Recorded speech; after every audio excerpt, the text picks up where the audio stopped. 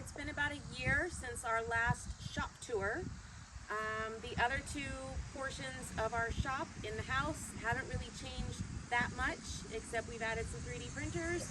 But the laser side of the shop here in my building has changed a bit. We've rearranged some things. We've gotten 2 new lasers. So today we're going to talk a little bit about the setup that works for us.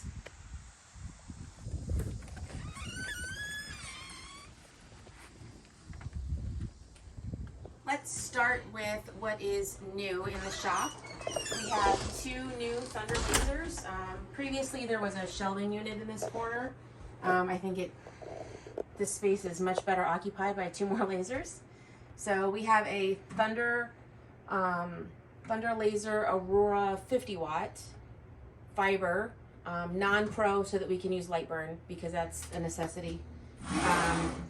This is the 1st gen model, so the ones that are shipping today look a little bit different.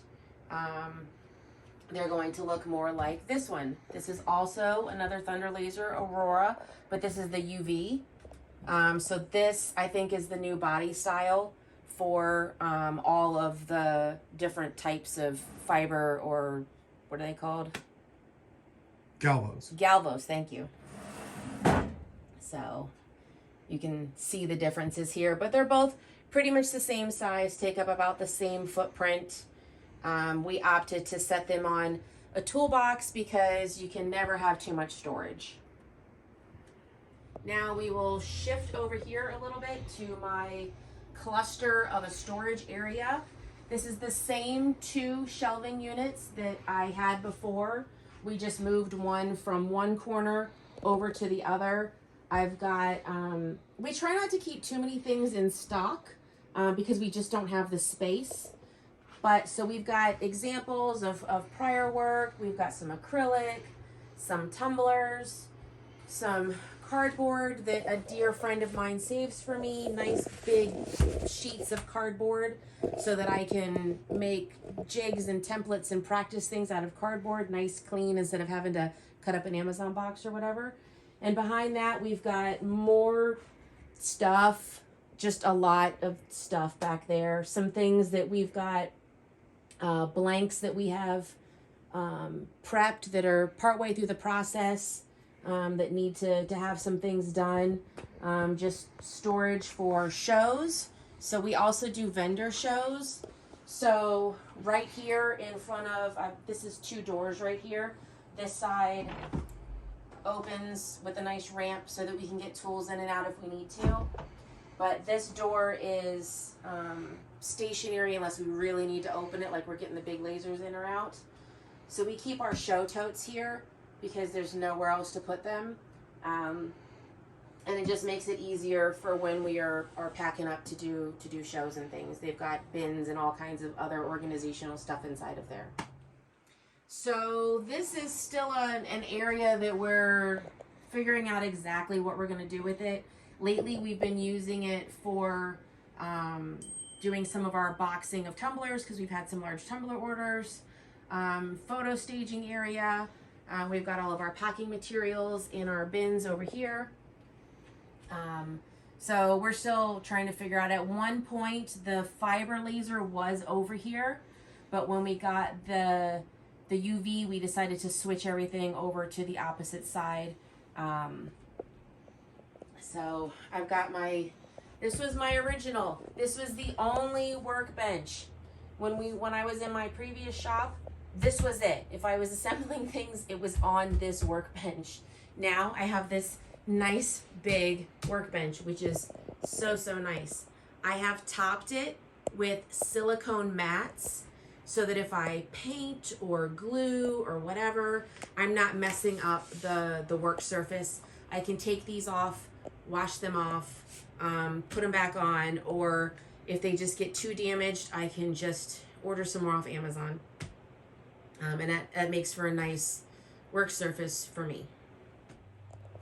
All right, now we are back over here on the CO2 side of things. I have my 3580 here. I have a nice standing desk right in between the 2 lasers, which is absolutely fantastic. We have a separate computer that we use for the fiber and the UV. So I've got my Mac Mini. Yes, you can run Lightburn on a Mac. We do it every day. And then I just throw it up to a nice big TV screen, which is absolutely fantastic for designing. Also, when we have customers over, I can show them things on a nice big screen instead of a regular computer monitor, or what we were previously doing was a laptop screen. So then I have my 51130 over here. Again, it's super nice having them right next to each other. So she's kind of walked you through her layout. I am here to cover the other side of things, only because as we've spoke to people and whatnot, it seems that whomever's running the laser may not be the facilities manager or tech support or whatever you want to call it. So now we're going to cover the infrastructure and how things are set up. So we have and she pointed out where some of the storage was. We have a 200 amp service that supplies this building. This building is a 16 by 24 prefab shed. It's got overhead storage. You saw the images of what it looks like outside. It's sitting up on blocks because we have the most uneven ground known to man. That is where this thing sits. So again, 200 amp service. Every outlet in here, and we've got outlets scattered about every 4, 5, 6 feet, are 20 amps. There's only like 1 or 2 outlets on each circuit.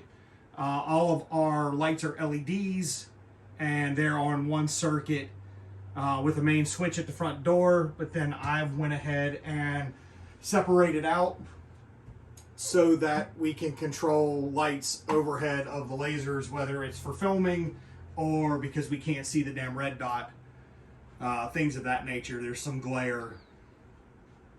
Now, you know, we've got the electricity covered. We have a mini split here that takes care of heating and air conditioning for her. It's probably a little small for this structure, but that was what we could afford at the time. We've talked about putting in a second one here. And then, of course, where our air compressor sits on the outside comes in here to the air dryer. We've got videos on how we installed all this, but you can see this little corner. Here is the switch that runs the air conditioner or the air compressor. And then, of course, the refrigerated air dryer is on its own manual switch. As she backs up, you know, we've got the 2 TVs. You can see the ductwork from the backside of the lasers. They go up and they're vented out at the top.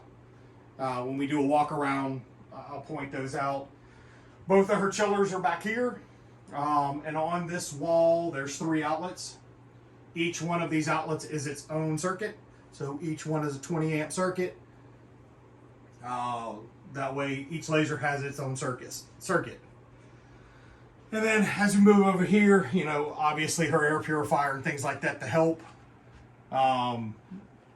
But you can, what we've done is vented the UV and the fiber out of the window with blast gates.